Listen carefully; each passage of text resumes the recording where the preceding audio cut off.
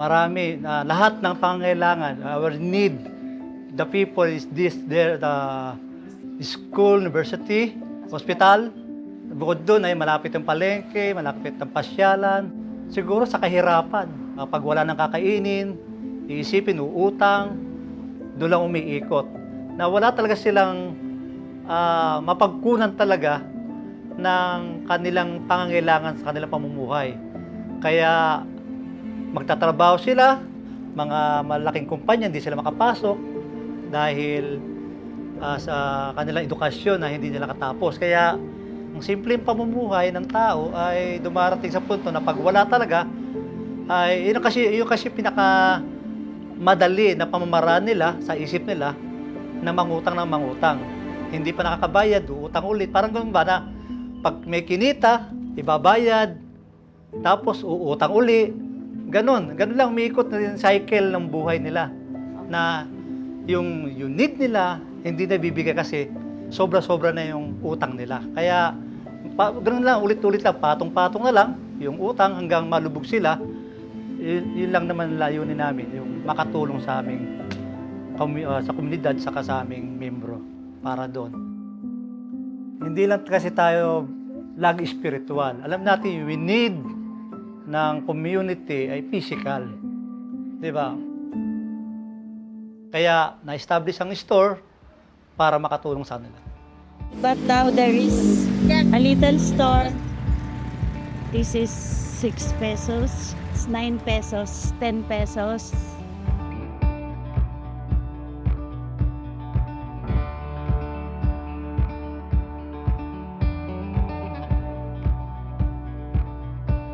So, nakatulong din naman po kasi para kung imbis po na sa ibang tao sila na nangungutang na may tubo po, ito, babayaran lang naman po nila kung ano po yung nautang nila. Ang lang namin kasi, mas gusto pa po namin na makatulong sa iba kasi hindi naman po, lang kami dito eh. Wala naman po kami sahod, wala kami kundi, lang, volunteer.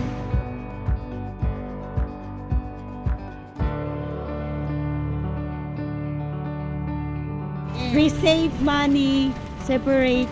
At the end of the year, meron din pong napupunta sa amin. Pero meron din po yung iba para share po sa community. Sa community. Yes. Na-establish sa store nito na walang tayo dapat itinatangi. Kasi kaya nga na-establish to para makatulong to help the others, to help the community. Yung mini store, pagdating ng pagod na yung tao, ang dami niyang utang, depressed, and these ladies come to rescue them with counseling. Doon pa lang makikita na may pagmamahal ang Diyos.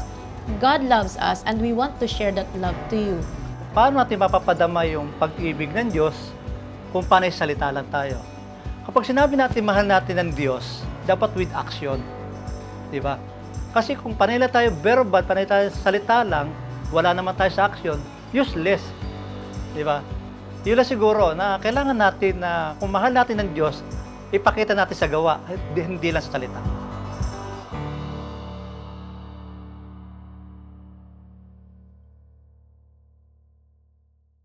If this video impacted you, like it and share it. We are always posting content, so don't forget to subscribe. Thank you for helping us share change.